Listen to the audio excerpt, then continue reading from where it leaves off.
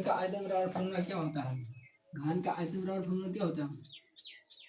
भुजा क्यू होता है ना, भुजा क्यू बराबर कितना हो जाएगा? 64 मीटर क्यू हो जाएगा ना।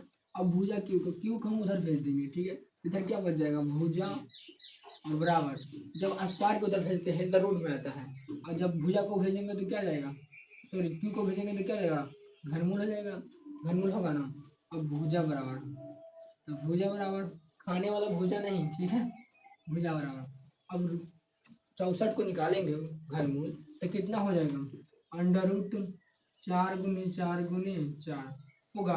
अब देख, एक बात जानता होगा कि स्क्वायर में 2 का जोड़ा लगाते हैं और क्यू में 3 का जोड़ा लगाते हैं। इसमें भी 3 का जोड़ा लगा देंगे, 3 को लग गया जोड़ा, यानी भुजा बराबर कितना हो जाएगा?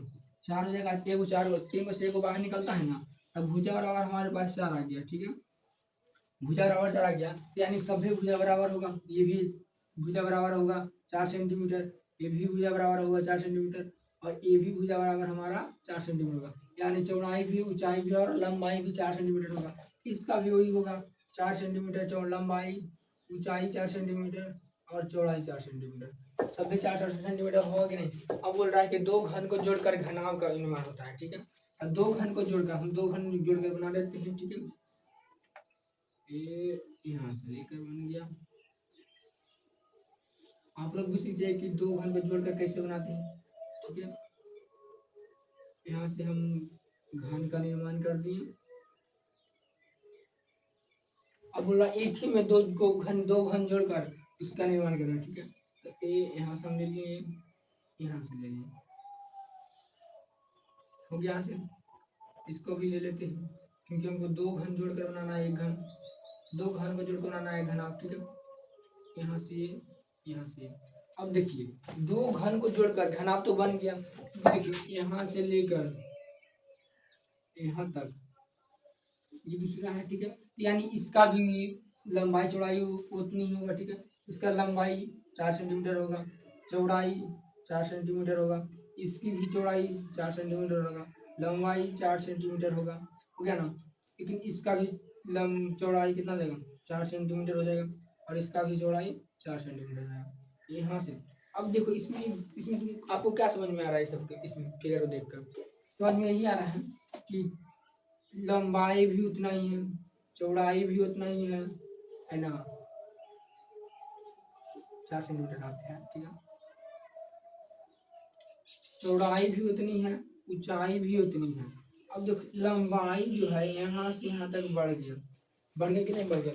यानी इसका घनाभ का जो लंबाई बढ़ा है, ठीक है ना, चौड़ाई बढ़ा है ना ऊंचाई बढ़ा है, क्या बढ़ गया? लंबाई बढ़ गया।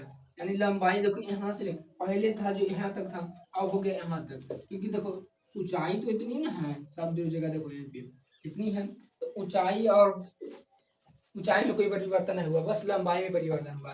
तो सबका मान निकाल लेते हैं, तो लंबाई बराबर, ठीक है। तो एल बराबर लंबाई बराबर कितना हो जाएगा? 4 + 4 वो क्या है? देखो यहाँ 2 घन का है, तो 2 घन में लंबाई तो बढ़ गया ना, तो कितना हो जाएगा? 4 + 4 8 सेंटीमीटर हो जाएगा, हो गया ना। अब देखो ऊंचाई बराबर, ऊंचाई कितना दिया? ऊंचाई तो सब जगह सेम है, 4 सेंटीमीटर, तो 4 सेंटीमीटर हो गया। अब सॉरी चौड़ाई बराबर, ठीक है। और ऊंचाई बराबर, ऊंचाई भी तो 4 सेंटीमीटर है, तो ऊंचाई भी 4 सेंटीमीटर हो गया ना। यानी लंबाई चौड़ाई और ऊंचाई का मान निकल गया, ठीक है। तो लंबाई चौड़ाई का ऊंचाई का मान निकल गया, तो अब क्या निकाल देंगे हम?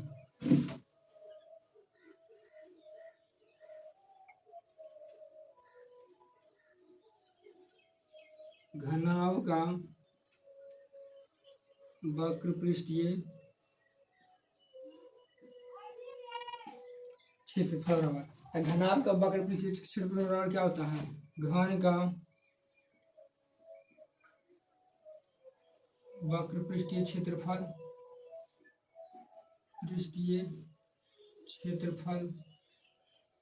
प्लस उधर नहीं जगह है, उधर नीचे लिख देते हैं बेलन का वक्र, घन का वक्र पृष्ठीय क्षेत्रफल बराबर, सॉरी ये तो दूसरा नंबर में चल गया, ठीक है। क्या होता है घनाभ का वक्र पृष्ठीय क्षेत्रफल बराबर क्या होता है?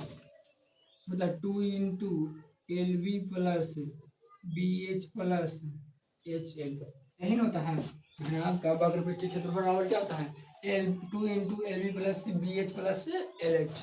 ठीक है, अब बैठा देंगे इसका मान। ठीक है, 2 इंटू एल का मान कितना दिया हुआ है, 4 4 8 हो गया, 8 सेंटीमीटर, गुना बी का मान कितना है 4 सेंटीमीटर, प्लस तो प्लस बी एच का मान कितना है, बी एच का मान 4 सेंटीमीटर, 4 गुने 4 सेंटीमीटर, प्लस एच एल का मान कितना है, एच एल का मान देखिए 8 गुने 4 सेंटीमीटर हो गया। तो हो गया। अब 2 इंटू 8 चौक 32 प्लस 4 चौक 16 प्लस 8 चौक 32 हो गया ना, 8 चौक 32। अब इसका क्या करेंगे, जोड़ देंगे, 32 16 32 कितना हो जाएगा, 32 16 32 80 हो जाएगा, जोड़ लीजिए आप लोग। ठीक है, अब 80 गुना 2 कर देंगे, 10 80 गुना 160 यानी 160 centimetre cube. Answer is the right answer. ठीक है, तो आप लोग को समझ में आया होगा बहुत अच्छा से, और लाइक सब्सक्राइब शेयर जरूर कर दीजिएगा एक बार। धन्यवाद।